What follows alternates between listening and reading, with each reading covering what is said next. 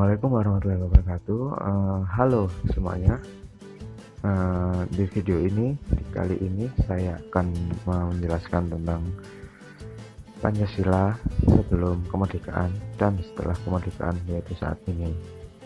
Sebelumnya, sebelum saya mulai, nama saya Muhammad Azmi. Saya dari Prodi Bahasa Inggris Universitas Wiranegara Pasuruan. Video ini dibuat guna memenuhi tugas PPKN dari Bu Yuniar. Oke, tanpa basa-basi lagi, langsung saya mulai. Sejarah merupakan deretan peristiwa yang saling berhubungan. Apapun yang terjadi, sekarang pasti ada kaitannya dengan peristiwa pada masa lampau, baik peristiwa positif maupun yang negatif. Hal ini menunjukkan manusia pada masa lampau itu berkaitan dengan masa sekarang dan memikul beban dan atau cita-cita untuk yang ada di masa depan.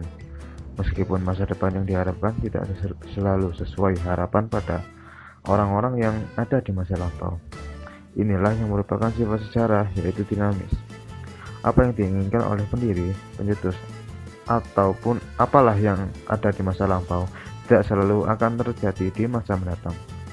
Jikalaupun terjadilah, maka itu adalah keinginan yang besar dan sangat ambisius untuk mewujudkan apa yang diinginkan dari golongan pencetus sampai ke masa sekarang.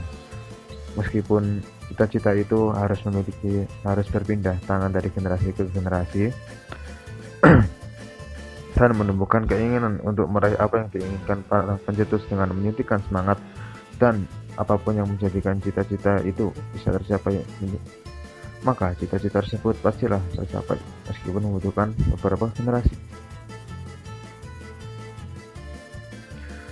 Oke, Pancasila. Asal-muasal Pancasila. Pada tanggal 22 Juni 1945, Panitia 9 berhasil merumuskan rancangan pembukaan hukum dasar yang dinamakan Jakarta Charter, yang nantinya akan dirombak dan diperbarui karena ada beberapa konflik dengan sila-silanya di dalamnya. Dasar negara yang kita ketahui saat ini adalah Pancasila, merupakan alas yang menjadi pijakan dan mampu memberikan kekuatan untuk berdirinya suatu bangsa. Tentunya Pancasila ini merupakan perwujudan dari nilai-nilai dan cita-cita para pendiri bangsa kita. Dalam fungsinya, Pancasila berfungsi sebagai sumber hukum, kaidah-kaidah yang mengkaji dan mengatur negara Republik Indonesia ini, termasuk di dalamnya mengatur bagaimana kehidupan menjadi masyarakat yang baik dan menaati aturan hukum yang tertera, mengatur bagian pemerintahan sekaligus aturannya, dan juga mengatur wilayah dan lain-lain. Dalam kata lain, Pancasila merupakan dasar untuk mencapai kehidupan berbangsa dan bernegara di Indonesia ini dengan baik dan benar bagi seluruh kehidupan. Pancasila sebagai dasar negara mempunyai arti mengatur penyelenggaraan pemerintahan. Konsekuensinya adalah Pancasila merupakan sumber dari segala hukum. Hal ini menempatkan Pancasila sebagai dasar untuk melakukan segalanya yang berhubungan dengan pemerintahan, perundang-undangan, dan peraturan yang berlaku. Oke, kali ini akan masuk ke inti pembahasan, yaitu Pancasila pada zaman sebelum kemerdekaan, dan pasca kemerdekaan. Setelah kemerdekaan. Secara formal, memang Pancasila sebagai dasar negara baru disahkan atau diakui pada tanggal 18 Agustus 1945. Ia hari setelah berkumandangnya proklamasi kemerdekaan di seluruh penjuru Indonesia. Namun, jauh sebelum disahkan pada tanggal tersebut, Pancasila sudah melekat pada sendi-sendi kehidupan masyarakat pada zaman itu. Misalnya pada poin pertama Pancasila, yaitu ketuhanan yang Maha Esa. Masyarakat Indonesia tidak akan pernah untuk tidak menyembah Tuhan atau percaya kepada Tuhan yang berarti pasti memiliki agama meskipun berbeda-beda. Poin yang kedua adalah kemanusiaan yang adil dan beradab. Sejak zaman dahulu, masyarakat Indonesia terkenal dengan sopan santunnya sesama manusia. Yang ketiga merupakan persatuan Indonesia, bahwa sesungguhnya masyarakat di Indonesia merupakan masyarakat yang bersatu, guyup, dan melakukan segala halnya tidak lepas dari kebersamaan. Dengan kata lain, masyarakat Indonesia pada zaman dahulu merupakan masyarakat yang bersatu. Segala hal yang tidak bisa diselesaikan sendiri pastilah dapat bantuan dari orang lain yang menunjukkan persatuan yang ada di Indonesia. Yang keempat adalah kerakyatan yang dipimpin oleh kebijaksanaan dalam permusyawaratan perwakilan, bahwa sesungguhnya unsur-unsur demokrasi itu sudah ada terpatri dalam hati insan-insan manusia masyarakat Indonesia. Yang kelima dan yang terakhir adalah keadilan sosial bagi seluruh rakyat Indonesia, bahwa kita sebagai warga Indonesia sejak dulu telah tertanam untuk menunaikan tugas hidupnya yang bersifat sosial dan berlaku adil bagi seluruh umat manusia baik di Indonesia maupun yang tidak. Tetapi kita juga mengutamakan yang ada di negeri kita sendiri.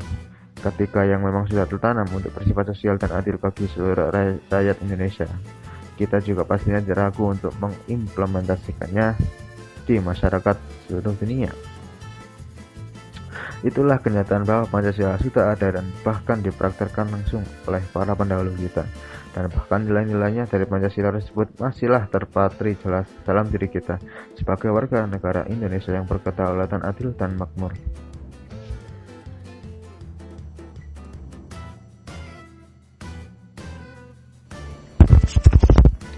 Lalu selanjutnya adalah Pancasila pada masa reformasi atau sesudah proklamasi. Memahami Pancasila di masa reformasi merupakan tuntutan agar warga Indonesia memiliki pemahaman yang sama dan akhirnya memiliki persepsi dan sikap yang sama terhadap kedudukan.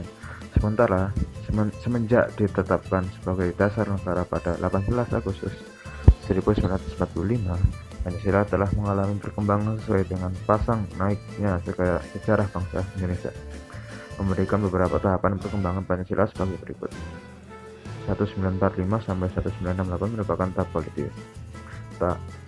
1969 sampai 1994 merupakan tahap pembangunan ekonomi, dan 1995 sampai sekarang merupakan tahap repositioning Pancasila. Di era ini Pancasila seolah tidak memiliki kekuatan untuk menuntut masyarakat. Pancasila tidaklah lagi populer seperti dahulu kala. Banyak masyarakat yang terkesan masa bodoh dalam melakukan implementasi nilai-nilai Pancasila dalam kehidupannya.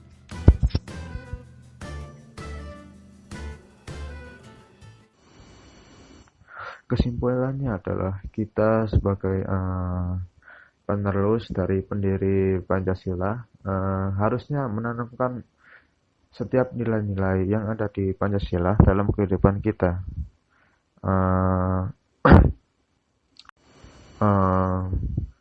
Terima kasih atas perhatiannya.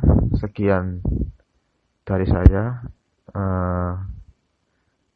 Wassalamualaikum warahmatullahi wabarakatuh.